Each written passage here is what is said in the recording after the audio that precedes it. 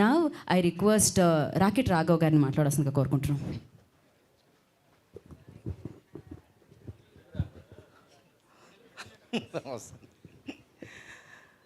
Media వారందరికీ నమస్కారం అండి. ఇక్కడికి వచ్చినటువంటి సార్ మీరు భయం వేస్తుంది, అలా సీరియస్గా చూడకండి అన్న. స్టేజ్ మీద ఉన్న పెద్దలందరూ కూడా నమస్కారం అండి. మైకే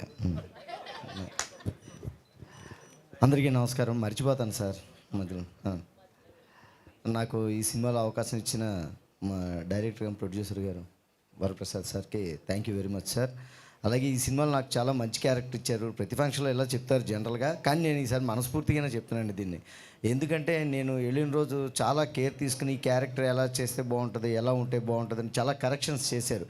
హెయిర్ స్టైల్ మారుద్దామా, గెడ్డ ఉంచుదామా తీసేద్దామా, మేసం ఉంచుదామా తీసేద్దామా, అసలు ఈడు ఉంచుదామా తీసేద్దామా, ఇలా చాలా రకాలుగా ఆలోచించి చివరిగా నాకు అవకాశం ఇచ్చారు. అమ్మయ్య అనుకున్నాను, థ్యాంక్స్. ఎందుకంటే ఒక పూట టైం తీసుకుని చాలా సరే ఇలా బాగుంటుందిలే అలా క్యారెక్టర్ మీద ఫోకస్ చేసినప్పుడు ఆ క్యారెక్టర్ ఖచ్చితంగా పండుతుందండి.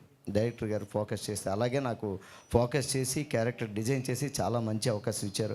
అలాగే రక్షిత్ గారు ఆ నెక్లెస్ గొలుసు పాటతో అన్ని ఊళ్ళల్లో అందరు మనసుల్లోకి వెళ్ళిపోయారు.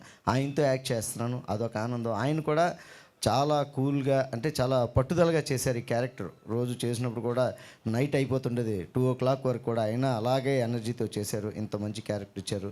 థ్యాంక్ యూ వెరీ మచ్ అండి. మీ మీడియా వారి సహకారంతో, ఆడియన్స్ సహకారంతో, మరి ఈ ఆపరేషన్ మీ సక్సెస్తో ఈ ఆపరేషన్ గ్రాండ్ సక్సెస్ అవ్వాలని నేను కోరుకుంటున్నాను అండి. థ్యాంక్ యూ వెరీ మచ్ అండి. అలాగే ఇక్కడ ఎంటైర్ టీంని అంతటినీ ఎంకరేజ్ చేయడానికి వచ్చిన విశ్వక్షేణ్ గారికి కూడా thank you sir. Thank you very much అండి. థ్యాంక్ యూ రాఘవ్ గారు, థ్యాంక్ యూ సో మచ్. ఇప్పుడు రైటర్ లక్ష్మీ లోహిత్ పూజారి గారిని మాట్లాడాల్సిందిగా కోరుకుంటున్నాము.